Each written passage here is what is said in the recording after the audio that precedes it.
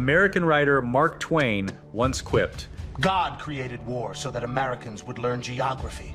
and in 2026, they seem to be learning it the hard way.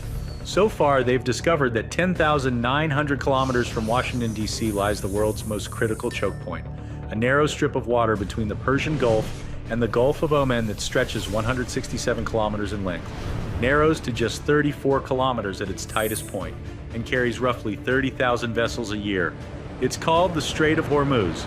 Every single normal day, around a fifth of the world's traded oil and LNG flows through this corridor. Most of that oil heads to Asia, but oil prices don't respect geography. They're set globally, so when West Asia sneezes, fuel prices spike everywhere. Oil is only the start.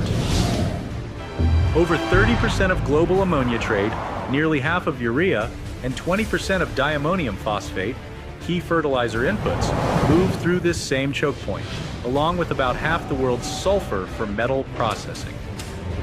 The sulfur didn't arrive, the factory was shut down. It didn't arrive because of the war, and because the Strait of Hormuz was closed. Unlike oil, these can't be rerouted. There are no pipelines for ammonia or urea. If Hormuz closes, the nitrogen supply chain doesn't slow.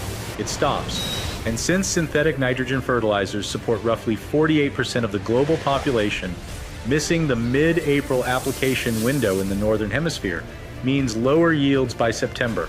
It's that simple and that brutal. Major importers like India, Brazil, Pakistan, Bangladesh, and many African countries would quickly face fertilizer shortages, leading to higher food prices, inflation, and a widespread food security crisis affecting billions. 85% of Brazil's fertilizer is imported, and under these conditions, we can only bring part of the land under cultivation. Meanwhile, about a third of the world's helium, critical for semiconductors and MRIs, passes through the strait. So does nearly 10% of global aluminum and a significant share of Persian Gulf-produced plastics. Even the Persian Gulf states themselves are exposed. This passage is their food lifeline.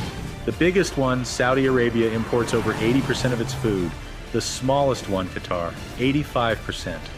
If the strait stays closed for another month or two, the food situation here is going to get really critical. If anyone thinks the so-called First World would be immune, the reality says otherwise.